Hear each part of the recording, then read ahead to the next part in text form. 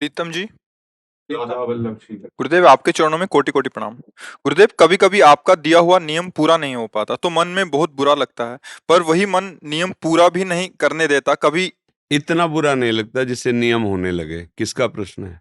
हाँ, इतना बुरा, जिस दिन इतना बुरा लगने लगेगा उस दिन नियम टूटेगा ही नहीं।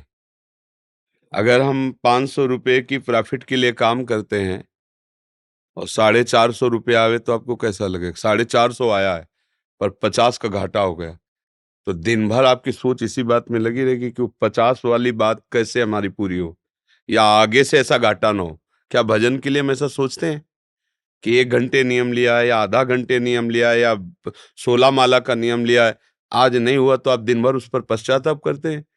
एक दिन भोजन छोड़ के देखो कि भजन पूरा नहीं हुआ तो भोजन नहीं पाएंगे, भजन पूरा नहीं हुआ तो रात में सोएंगे नहीं। हम अपने शरीर को कष्ट देकर हम भजन पूरा करें, हो जाएगा काम। हम नियम को उतना महत्व कहाँ दे रहे हैं? जो जितना 50 रुपए का महत्व दे रहे हैं उतना भी तो नियम का महत्व नहीं दे रहे। आप देखो ना, धैर्यपूर्वक देखो। भगवान के भजन को हम छोड़ सकते हैं, कोई परेशानी नहीं। जो नियम गुरु जी ने दिया उसे छोड़ सकते हैं, कोई परेशानी नहीं।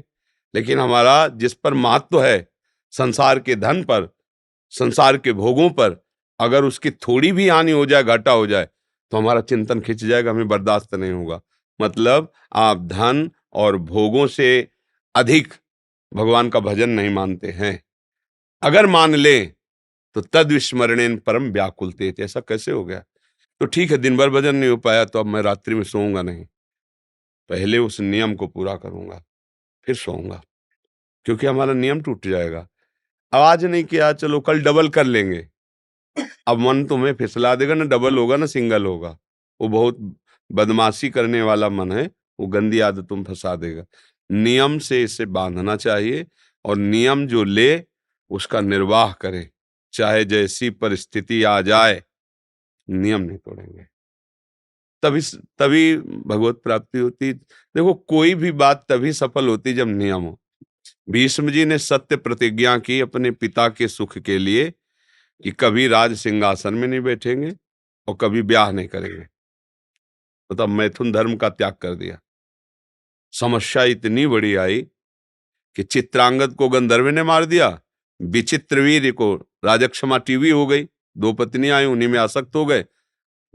अब राज सिंहासन खाली, दोनों पधार गए पुत्र जो थे। तो सत्यवती माता ने भीष्म जी से कहा कि मेरे लिए ही तो तुमने कसम खाई थी, अब तुम सिंहासन पर बैठो और पुत्र उत्पन्न करो, हमारे कुल को चलाओ, क्योंकि दोनों बातें खत्म हो रही हैं।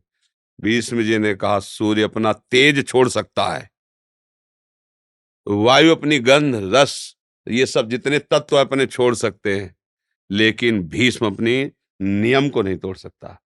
पूरा विश्व ब्रह्मांड एक तरफ और मेरी प्रतिज्ञा एक तरफ, चाहे वंश रहे या नष्ट हो जाए, अमरत्व मिले या मृत्यु मिले, विजय मिले या पराजय मिले, शाप मिले या वरदान मिले, जो नियम लिया अब वो टूट नहीं सकता। वो आजीवन नहीं तोड़ा। नहीं तो ऐसी परिस्थिति थी कि सत्यवती के लिए ही तो वचन धारण किए थे। अच्छा, वही मां कह रही हो सिंहासन में कोई है नहीं और संतान आगे है नहीं, तो बनता है ना शांतनु की वंश परंपरा चलाने के लिए भीष्म। उनका ऐसा नहीं है।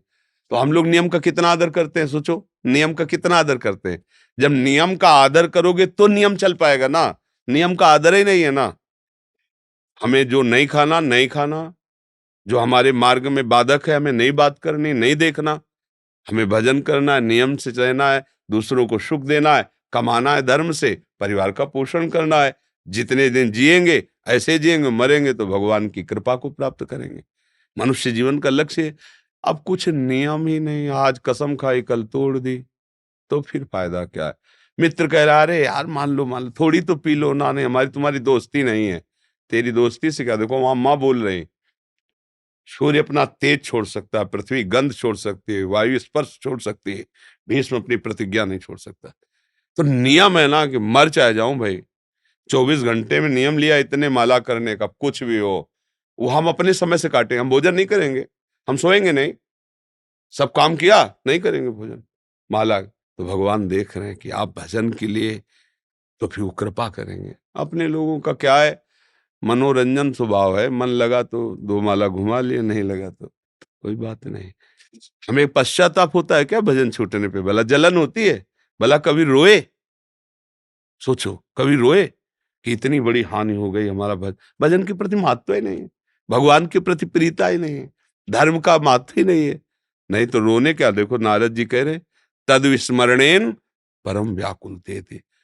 एक क्षण के लिए भगवान की याद भूल गई तो व्याकुल हो गया, जैसे मछली को जल से निकालो तड़पती है, ऐसे तड़पन आ गई।